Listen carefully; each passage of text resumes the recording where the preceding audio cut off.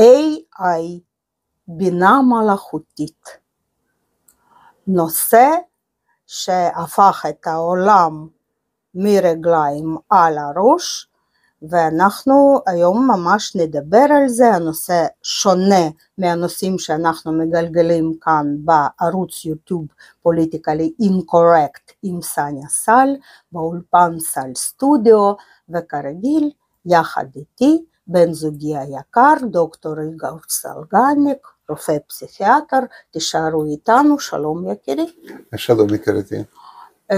באמת הנושא שאנחנו נוגעים בו היום הוא ממש שונה מהנושאים הקודמים שלנו. תראה, נדמה לי שלפני כשנתיים אנחנו הסרטנו וידאו, סרטון שלם, אז זה היה לגמרי דבר חדש בעולם, נראה לי שקראו לסרטון אני מסוכן לבני אנוש AI, נראה לי ככה, אני אתן לינק עם סימן שאלה. עם סימן שאלה, בדיוק. ברור לי לחלוטין שהנושא מאוד רחוק מפסיכיאטריה, או שאחר כך התברר שלא כל כך, לגמרי, כן. בדיוק, ומפוליטיקה שיכול להיות גם התברר שלא כל כך. אז ידוע לי בוודאות שלאחרונה אתה המון משתמש ב-AI, בבינה מלאכותית, כלומר בשימוש, כאילו בנושא של עבודה מדעית שלך, שאתה מפתח את התיאוריית RGFT עם פרופסור יוסף לוין. לצופים שלנו אני בסוף אתן את הלינק לערוץ יוטיוב סלגניק את לוין, מאוד מעניין, מזמינה אתכם לשם מכל הלב.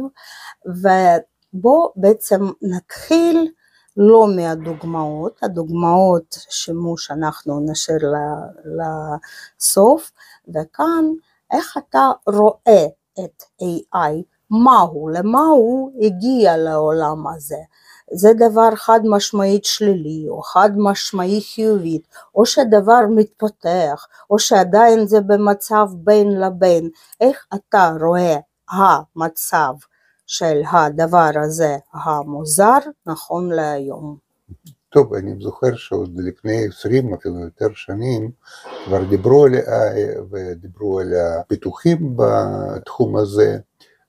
כמובן שבזמן האחרון יש איזושהי פריצת דרך במובן ש-AI קודם כל משתמש היום בשפה טבעית, שזה מאוד חשוב, וברוב המודלים של שפה גם אפשר להשתמש בכל מיני שפות, זאת אומרת גם לא בעיה בשביל התוכנה לתרגם משפה לשפה, יש גם הרבה מאוד התקדמות בקטע של שימוש בכביכול שפה שהיא קרובה לשפה האנושית, שאנחנו מדברים עם המחשב היום עם AI, אז אנחנו לא שומעים יותר כל הרובוטי הזה, כמו שהתרגלנו עליו מקודם, שגם היה שימוש בו בסרטים, כדי דווקא להדגיש את זה שמדובר פה ברובוט ולא בבן אדם. היום זה כבר קצת קשה להבדיל, ואני מניח שבעתיד יהיה עוד יותר קשה להבדיל. בינתיים אנחנו מזהים. בינתיים אנחנו מזהים כמובן, אבל זה בהחלט, דווקא חלק הזה הוא מאוד מאוד משתפר, והוא בוודאי ישתפר גם בעתיד. הגשת החומר עצמה או שרק שפה? לא, אני מדבר עכשיו על השימוש בשפה, כי זה בעיקר, מדברים על מודל שפתי, שזה הכל מסתובב סביב שפה, למרות שאנחנו היום יודעים שיש גם עיבוד תמונות ב-AI, יש גם עיבוד במוזיקה, אבל כל זה, כל הדברים האלה בסופו של דבר הם מבוססים על אותו מודל שפתי, וזה חשוב מאוד לציין, וזה ייתן גם לצופים שלנו יותר הבנה במה בעצם מדובר. יש המון חייפ סביב העניין הזה בזמן האחרון, אנחנו גם יכולים להבין את זה, כי חברות שעובדות בתחום ה-AI, הן משקיעות הרבה מאוד כספים לפיתוח של התוכנות, והם רוצים להחזיר את הכסף בחזרה. אז בהחלט יש המון רעש סביב העניין, שגם כל מיני אמרות עוד מעט ה-AI ישתלט על העולם, אנחנו שמענו גם מאילון מאסק שאמר פעם שבעצם הסכנה הכי גדולה לעולם זה לאו דווקא נשק גרעיני אלא זה AI, וכל מיני אמרות בצורה כזאת שעוד מעט ה-AI הרבה יותר חכם מבני אדם ואנחנו צריכים נורא לחשוש מזה. כל הדברים האלה בהחלט זה חייפ. קודם כל, זה לא תואם את המציאות לגמרי. קודם כל אני רוצה להגיד גם מהכירות שלי עם AI לאורך זמן, שיש שם טעות במילה אחת. המלאכותית זה נכון, זה באמת מלאכותי, אנחנו משתמשים בסופו של דבר בתוכנת מחשב, זה מלאכותי, זה לא טבעי, אנחנו המצאנו את זה, אנחנו פיתחנו את זה כבני אדם, אבל השם הבינה הוא לחלוטין לא נכון. מדברים פה סך הכל על תוכנת מחשב, כל מודל השפתי, לא משנה של איזה חברה, הוא עובד בשיטות מאוד דומות. זאת אומרת, אנחנו רוצים אחרי שבעצם מחשב מציא מילה, הוא מנחש, הוא מחשב איזה מילה תבוא אחרי מילה. זאת אומרת, בעצם הוא מחשב מילה. זאת אומרת, זה לא ככה שכאילו מההתחלה יש איזשהו טקסט מוכן, כמו שאצלנו פחות או יותר בראש, יש לנו איזשהו גשטלט יש לנו דימוי מסוים שאנחנו בונים, אנחנו פחות או יותר יודעים לאיזה כיוון אנחנו הולכים. הבינה מלאכותית, שוב, אני משתמש בשם פשוט מקובל, אני לא חושב שמדובר בינה בכלל, אבל התוכנה הזאת היא משתמשת בצורה אחרת לגמרי בחומר, שכמו שאמרתי, היא מנחשת מילה, כמו שאנחנו מכירים את זה מהטלפונים שלנו כבר מזמן, שברגע שאנחנו מכניסים SMS, אז בעצם כאילו הטלפון שלנו הוא כבר מציע לנו הצעה, איזה מילה תבוא לאחר מכן, שזה בעצם עניין סטטיסטי. היום התוכנות האלה הן מחוברות בדרך כלל לאינטרנט, ברוב המקרים הן עוברות על מיליונים ומיליונים של אתרים וכמובן טקסטים ותמונות וכן הלאה, ואז בהחלט היכולת הניחוש שלהם שמה שיבוא אחר כך היא גדולה יותר. זה לגמרי לא קשור לבינה, בינה היא עובדת בצורה אחרת לגמרי, המוח שלנו עובד בצורה שונה לגמרי, אין בזה שום קשר, ופה יש משהו שאנשים אולי פחות ערים לזה. כולם יודעים כבר היום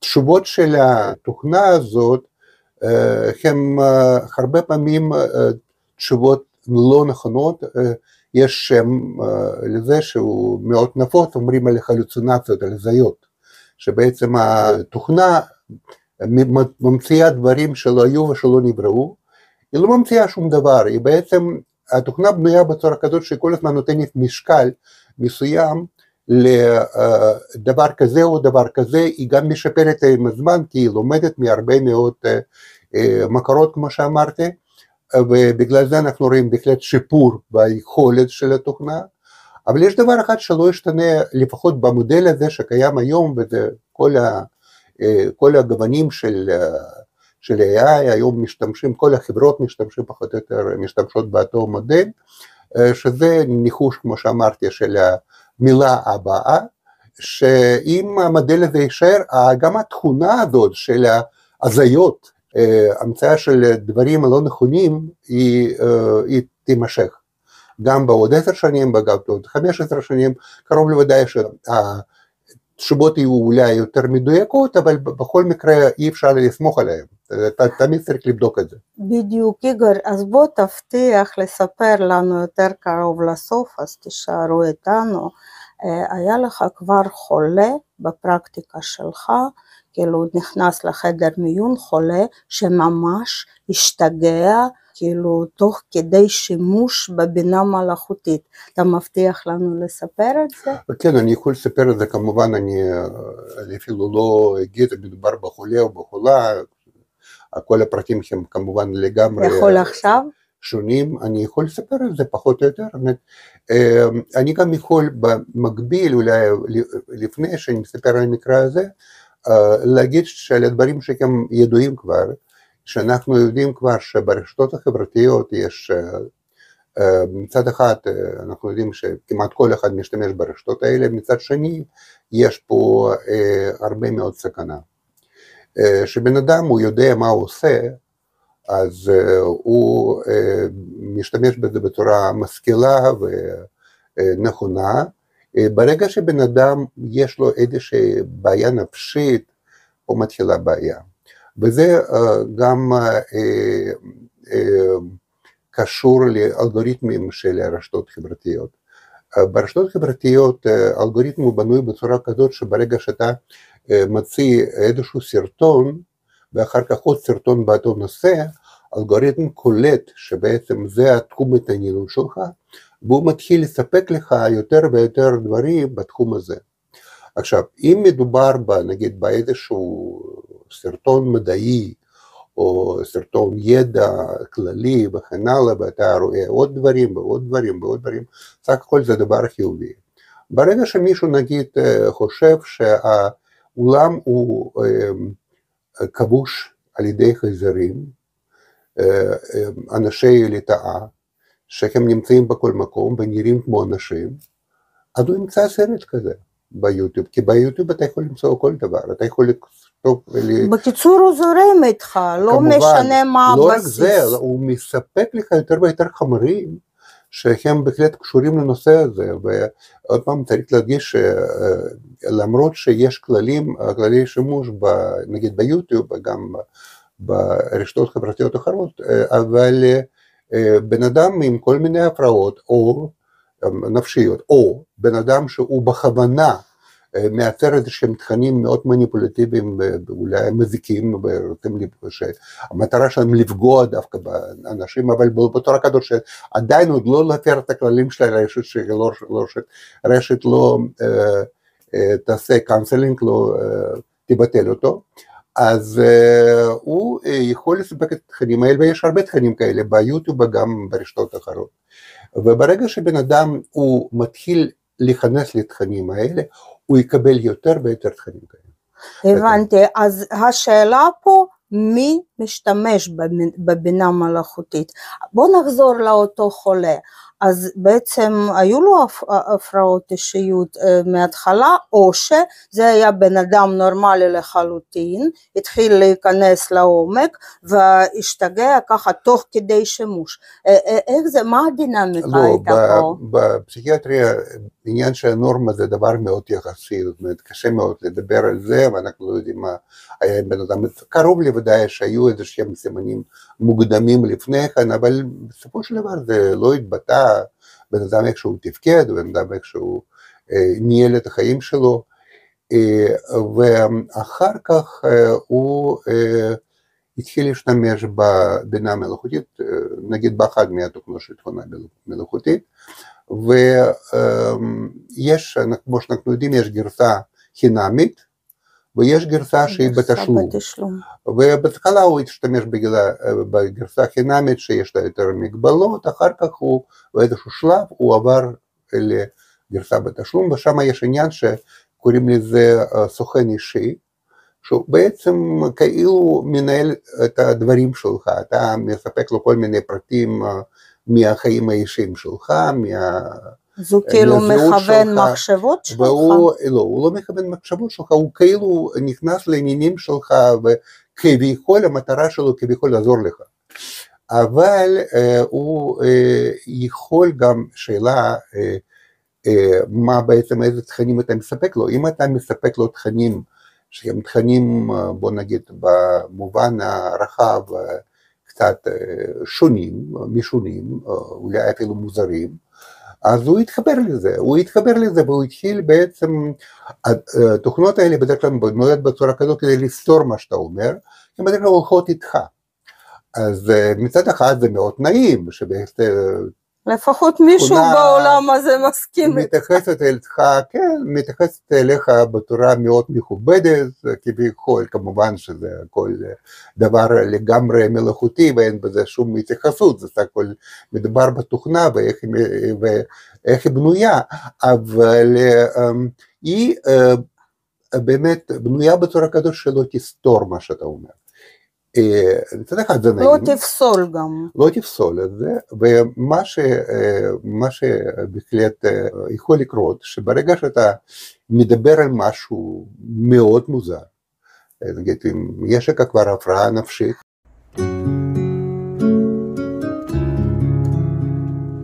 וכנראה שמה שקרה במקרה הזה, ברגע שהוא עבר בהחלט לתוכנה בתשלום, אז הוא קיבל את הסוכן האישי שלו, והסוכן האישי שלו התחיל כנראה בהתאם לחומר שהוא סיפק לו, לחזק את הדברים האלה, ובסופו של דבר בן אדם הזה נכנס להתקף פסיכוטי מאוד מאוד חריף, והיה צורך לאשפז אותו בדחיפות. בן אדם שבעצם אף פעם לא היה לו מגע עם פסיכיאטר לפני כן. שזה אולי אחד ממקרים... זה חשוב להדגיש. אחד ממקרים, יכול להיות שהיו עוד מקרים בעולם, אני עוד לא שמעתי על זה, וכנראה שזה עדיין עוד לא כל כך מתואר בעולם המקצועי, לא כך ידוע מאוד על רשתות חברתיות, על הבינה מלאכותית עדיין לא, אבל הנה מקרה מאוד מאוד ברור. זהו, אז במילים אחרות, בן אדם לא מספיק חזק באישיות שלה, יכול בעצם... ה-AI יכול לגרור אותו באופן תיאורטי, כן? יכול לגרור אותו איתו ולשגע אותו בהדרגה. הוא פשוט מתחזק את המחשבות שלו, הוא נותן לו בעצם ההוכחה שבן אדם מחפש שכל מה שהוא חושב זה נכון, ואפילו לחזק עוד יותר את הדברים האלה. אז פה נראה לי שיש מקום לעבור לדוגמה אחרת, דוגמה שלנו אישית, שלפני כמה ימים, ישבנו, ומן הסתם כזה בשביל הצחוק, בשביל הסטלבט, פתחת את AI וסיפרת לו סיפור. מה היה הסיפור? כן, קודם כל המקרה הזה קרה דווקא בעקבות המקרה שסיפרתי עליו, ועניין אותי איך זה מתרחש בפועל. ואז אני שאלתי את AI, אחת מהתוכנות, אני עכשיו לא אכנס לזה כדי לעשות פרסום לתוכנה כזאת או אחרת, ושאלתי שאלה תמימה ומטופשת כמובן, שאלתי מה אתה יכול לספר על ההתנחלויות של אנשים בירח ובמאדים, והתשובה הייתה נכונה, התשובה הייתה שבשלב זה עדיין אין התנחלויות בירח ומאדים, ואז אמרתי לו מה פתאום? אני רק עכשיו חזרתי למאדים, ובמקום להגיד בצורה שדבר כזה לא יכול להיות, אין בהחלט שום עדות שמישהו טס למאדים, אין שום הוכחה לכך, יכול להיות שאתה מתבדר, יכול להיות שאתה, משהו בסגנון כזה, התוכנה כמובן הלכה איתי, ואז אמר לי, כמה שנחמד, כמה שמעניין, ומה לקחת איתך? ואז אני אמרתי לו, לקחתי איזשהו נורת קרוסין וברנר, ואז התוכנה הגיבה, כן מעניין, דברים האלה בעצם מימי הקודמת, ואמרתי כן, אני לא רציתי לסבך יותר מדי את המצבים, לא ידעתי מה יקרה שם במאדים, שם תנאים מאוד שונים, ויכול להיות שהטכנולוגיה המודרנית לא תעבוד שם, והוא כל הזמן הלך איתי, זאת אומרת שאני בעצם אני אמרתי דברים שהם לגמרי מנותקים ממציאות, ובאף שלב תוכנה לא התייחסה לזה בתורה או הומוריסטית, באמת זה גם היה יכול להיות חלק מהתכנות, לא, אתה בטח מתבדר, אתה בטח, לא, דבר לא עלה, קודם כל היא זורמת. כאילו שמדובר במשהו מציאותי, והתחילה לשאול אותי להיכנס לפרטים וכן הלאה וכן הלאה וכן הלאה. ואני צריך להודות שבסוף השיח הזה, אני אמרתי בוודאי שאני צחקתי עליך, בדקתי אותך כאילו. הדבר הזה לא היה ולא נברא, אמרתי את זה רק כי אני לא ידעתי שיכול להיות, יש לי פרופיל מסוים בתוכנה, אני עובד בדרך כלל עם השאלות קצת יותר רציניות מאשר השאלה הזאת, ואני חששתי שיכול להיות שהוא איכשהו ישנה את הפרופיל שלי, ידרג אותי כאילו שמישהו שיכול לשאול שאלות קצת מוזרות, זה לא ידעתי, בגלל זה אמרתי מה שאמרתי. וזהו, אז זה בעצם נתן לי איזושהי הוכחה לכך שתוכנה יכולה להיות לאנשים מסוימים, עם תכנים מסוימים, שהם בהחלט תכנים אולי אפילו פסיכוטיים, תכנים מאוד מנותקים ממציאות, יכולות לתת להם תחושה שהם בעצם צודקים ולחזק אותם באותם המחשבות שווא שלהם, ויכול להיות שמשהו דומה קרה גם לפציינט שאני סיפרתי עליו. אז זה דבר בהחלט מדאיג מאוד ומאוד מסוכן. עכשיו, ילדים?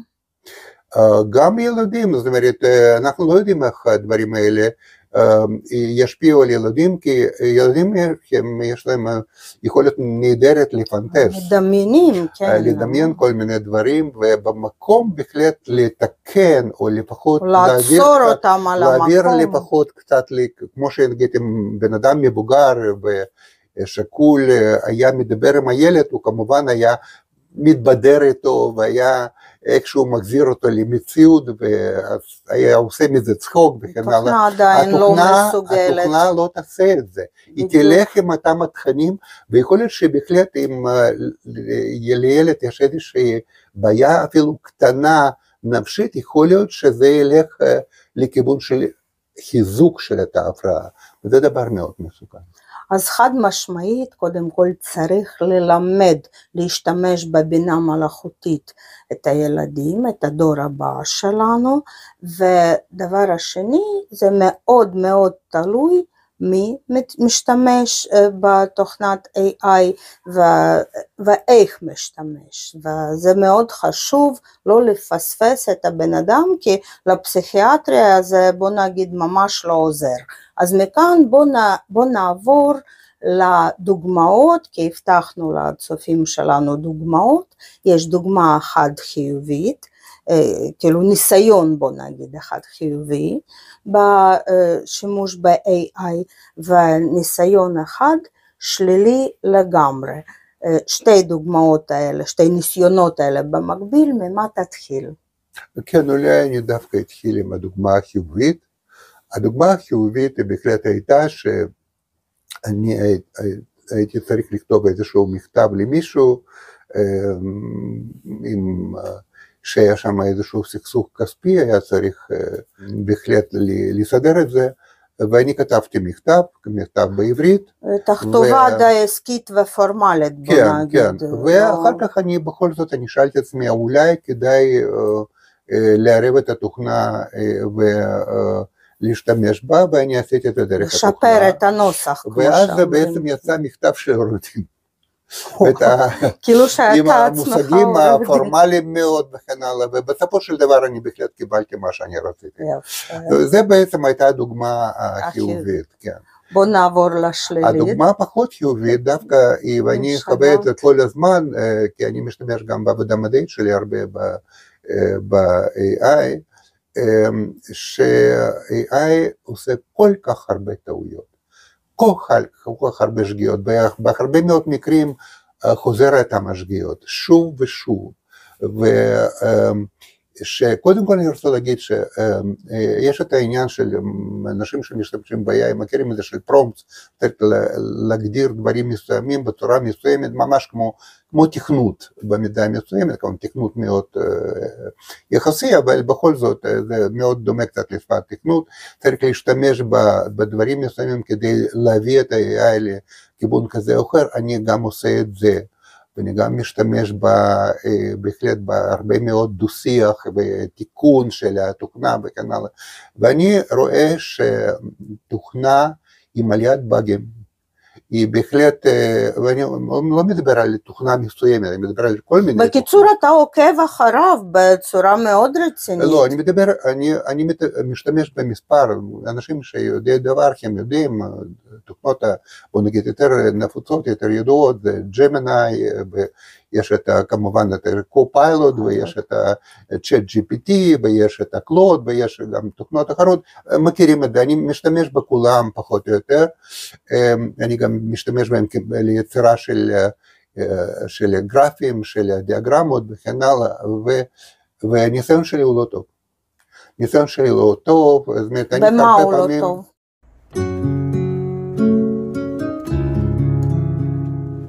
תוכנה עושה שגיאות מאוד, בוא נגיד, נבזיות, כך שלפעמים קל לפספס אותם, שהיא פתאום משנה את הטקסט במובן כזה שהוא לגמרי ברור מאיפה זה בא, זה בהחלט מה שקוראים הלוצינציות, ואתה צריך לעבור עוד פעם, מדובר בטקסטים ארוכים, לפעמים מדובר בטקסטים של עשרות עמודים, אתה צריך לעבוד על כל הטקסט, ופתאום אתה רואה במקום אחד או שניים או שלושה, אתה פתאום רואה דברים שלא היו ולא נבראו, שוב הזיה. פשוט הכניסה, כן, ואתה צריך לבדוק אותה כל הזמן, וזה לפעמים כל כך מייגע, כל כך לא נעים, שאני לא פעם ולא פעמיים, אני עובר לי עבודה ידנית ואני עושה את זה. זהו, אז סתם, אני מבינה נכון שאתה סתם מפספס זמן, סתם זה, אתה מערב כאן עצבים, וגם צריך לעקוב אחרי התוכנה הזאת, אז כמו שאמרת מההתחלה, מלאכותית, אבל כלל וכלל לא בינה. לבינה אין שום קשר. לבינה אין שום קשר, וגם אני לא חושב שיש דבר אחד שאני מאוד חושש ממנו, יש דיווחים שיש שימוש, אנחנו יודעים שיש שימוש בינה מלאכותית במכוניות האוטומטיות שבעצם בלי נהג, יש כבר מספר תאונות עם הרכבים האלה, בגלל הצורה של העבודה של הבינה מלאכותית, אני מאוד חושש מזה, כי התוכנה יכולה פתאום להמציא איזשהו פתרון, שהוא לגמרי מה שנקרא out of the blue, זאת אומרת פתרון לגמרי תלוש מהמציאות, וללכת עם הפתרון הזה, וברגע שמדובר בנהג האוטומטי, הם תמיד נותנים את כאילו את ההצדקה גם משפטית לכל השימוש בתוכנות האלה, שהם תמיד משיבים את הנהג בכל זאת, אחרי ההגה, שאם יש משהו הוא צריך לתקן את זה בצורה ידנית, אבל אנחנו יודעים שאנשים נוטים להתרגל לדברים נחמדים, בן אדם יכול גם להירדם אחרי ההגה, בגלל שיש תוכנה שמובילה אותו, וכן, מדברים האלה אני בהחלט מאוד חושש, עוד יותר מסוכן, אולי, כן, אמרתי עוד יותר מסוכן, עכשיו אני חושב, גם כמובן רכב זה כלי שהוא גם כלי הרג. סכנת חיים, לא פחות כן, ולא כן, יותר. אבל גם יש היום יותר ויותר שימוש בבינה מלאכותית בנשק, ויש גם נגיד כטב"ם או רחפן, יכול בעצמו לבחור את היד ולהפעיל את הנשק. בו אני כבר רואה בעיה מאוד מאוד גדולה. אם יקרה פה באג? אני פה רואה דבר מאוד מאוד חמור, כי בהחלט התוכנה יכולה, כמו שאנחנו יודעים, התוכנה עובדת לפי אותם העקרונות, יכולה מאוד לטעות, יכולה פתאום לבחור את הבן אדם או יד שהוא לגמרי לא מתאים, זה יכול להיות אפילו יד ידידותי, ולתקוף אותו, זאת אומרת, אני רואה פה בעיה מאוד מאוד גדולה. ולבסוף, צופים היקרים, אני מציעה לכם, לקחת את בינה מלאכותית, זה היה ניסיון שלי אישית, רק שאני לא אספר פה, פשוט תכתבו לי ביערות, תקחו את הבינה מלאכותית, ותספרו להם איזשהו תוכן של איזשהו סרט, אבל בלי שם, ותראו מה הוא ייתן לכם, מה הוא יחזיר לכם. אז תכתבו את זה ביערות, מאוד מעניין להשוות עם הניסיון שלי. ולבסוף, איגור, אני רציתי בעצם לשאול, איך אתה רואה התפתחות של בינה מלאכותית, ומה אתה יכול להציע לצופים שלנו, כדי להשתמש בבינה מלאכותית בצורה נכונה יותר, כאילו מרוב הניסיון שלך, וגם לא להפוך לפציינטים שלך, כמו שסיפרת. כן, קודם כל אני בהחלט מאוד ממליץ לאנשים שיש להם איזושהי נטייה לפתח הפרעה נפשית, מאוד להיזהר בשימוש עם התוכנות האלה, כי זה יכול להיות אפילו מסוכן, ואני ראיתי איך זה עובד. זה דבר אחד. עכשיו, דבר שני, ברגע שמישהו עובד, ויותר ויותר אנשים היום עובדים עם בינה מלאכותית, היא עוזרת בהרבה מאוד מקרים, כמו כל כלי, זאת אומרת, כל כלי הוא יכול להיות גם מאוד עוזר ומאוד מסוכן. מה שסיפרת. זה כלי שיכול לעזור בהרבה מאוד מקרים, הוא יכול לבנות טבלאות, הוא יכול לסכם את מספר מאמרים באיזשהו סיכום אחד, עוד פעם עם טעויות, צריך לקחת תמיד את זה בחשבון, תמיד צריך לבדוק, מי שעובד עם תוכנה מלאכותית, דבר אחד שהוא אסור לעשות, זה לסמוך על זה. בדיוק. אתה תמיד צריך לבדוק את זה בשבע עיניים, בגלל שקודם כל הנטייה לטעות זה חלק בלתי נפרד של תוכנות, והיא תיטה עם המודל הזה, וזה מה שרציתי להגיד, המודל הזה השפתי יישאר גם בעתיד, והוא פשוט יתפתח, וגם יהיו יותר ויותר, הוא ילמד יותר ויותר ויותר, אז בהחלט הוא ישתפר, אבל ההזיות האלה ימשיכו, זאת אומרת, תמיד הנטייה של התוכנה תהיה לטעות, ותמיד אף פעם לא יהיה ניתן להסתמך על התוכנה, להסתמך על מה שהיא אומרת לך, אלא תמיד צריך לבדוק את זה. ובמיוחד שהתוכנה בדרך כלל משתמשת בשפה מאוד טובה, כי היא בונה את השפה מדוגמאות טובות שמפוזרות באינטרנט, ובסופו של דבר זה נשמע מאוד משכנע. כאילו הזרם הוא חיובי בעצם. זה נשמע מאוד משכנע, אבל אם מוסרת לך שטויות במיץ עגבניות, ואתה רואה, זה נראה משכנע. אז בעצם צריך נוסח בשפה מאוד מאוד טובה. להתייחס לעובדות, לנכונות המידע, ולא על הנחמדות, כמו שאומרים, והחיוביות. לא בהחלט לא על הצורה, אלא על התוכן, וצריך בהחלט מאוד מאוד להיזהר, צריך ללמוד איך להשתמש בתוכנה, מי שמשתמש בתוכנה הוא צריך בהחלט יותר להיכנס לעומק ולבדוק כל החלקים החזקים והחלשים של התוכנה וללמוד לעבוד איתה. עכשיו, לגבי העתיד של התוכנות האלה, עוד פעם, אם המודל שפתי יישאר כמו שהוא, פשוט רק ימשיך להתפתח, גם הבעיה תמשיך להיות. אם בהחלט, ואני רוצה עוד פעם להדגיש, שאין פה שום דבר דומה לאיך המוח פועל. בגלל שבאמת לדבר על זה כבינה, זה דבר לחלוטין לא חשוב.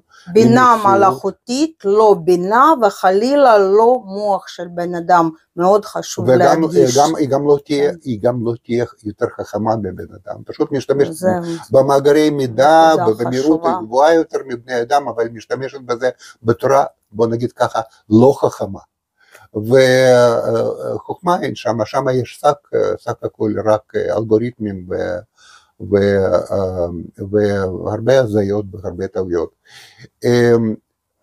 אם בהחלט אנשים ילמדו איך לדמות את המוח בתוכנה, ובהחלט להשתמש בעקרונות של פעילות המוח בתוכנה, ואז יכול להיות שבאיזשהו שלב בהחלט תיבנה משהו שאפשר לקרוא לזה תוכנה של בינה מלאכותית, שבהחלט תוכל אולי בהחלט לקבל איזשהם החלטות שקולות יותר וכן הלאה, אמיתיות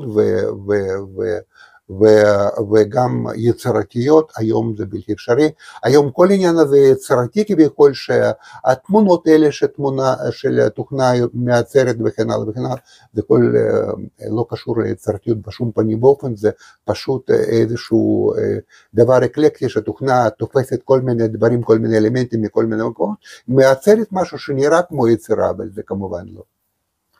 הבנתי, אז נחכה לזמנים יותר טובים. ותודה רבה לך דוקטור איגור סלגניק, ותודה רבה לצופים היקרים שלנו. ערוץ יוטיוב פוליטיקלי אינקורקט עם סניה סל, אולפן סל סטודיו, ועם ישראל חי.